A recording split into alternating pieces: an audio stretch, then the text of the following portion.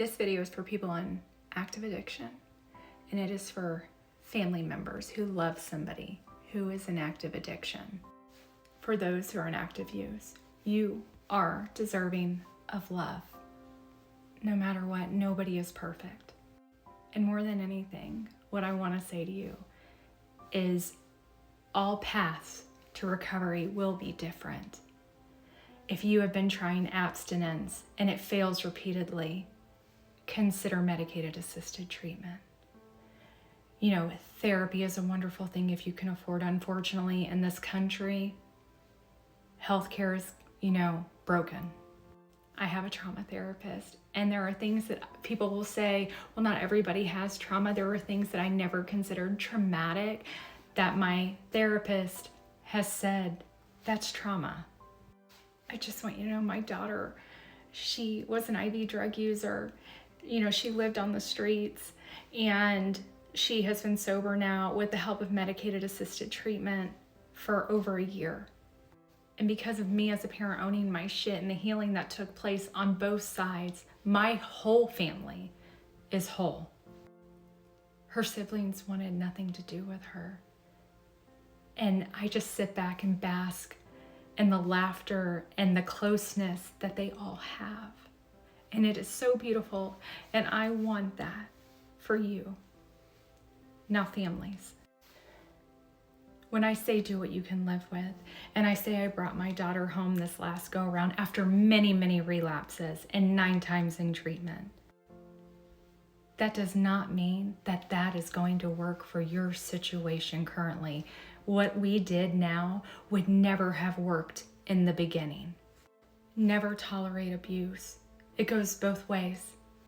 And no, you have to have boundaries. Boundaries are created to protect you and your peace and your family's peace, the little kids' peace, right? It's never created to harm the person in active use, but to protect you guys. And that is crucial because you guys have to find a way to heal even with them in active use. It's hard. It's slow because you have that pain.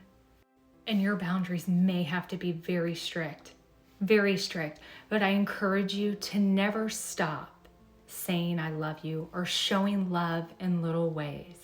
If that means having a meal delivered to them via Uber because you just can't meet with them, sending a text that says I love you. When you create a boundary, you have to stick to it. And when you stick your heels in the sand, they will realize that a boundary that they're told about, you're not going to back down. And there will be, I don't know if it's a level of respect to say, they will start to respect those. And that is what happened in mine and my daughter's relationship with my boundaries. And then I loosened some of those boundaries up as our relationship started to heal, even with her in active use. I don't have the answers. I don't hold secrets. And every family dynamic, coping skills, trauma is going to be different. But do what you can live with. If that means paying for their phone because you worry about them not having that connection to you out on the streets, then pay for their phone. Don't feel guilty about that. Don't let people or the system that we have currently, the treatment system, tell you, abuse the word enabling. I actually hate that word now. And I joke when people say that, I'm like, enabling life. And paying for a phone to have a peace of mind as a parent, there's nothing wrong with that. You have to live with your decisions if you got the call that you lost your loved one tomorrow to addiction.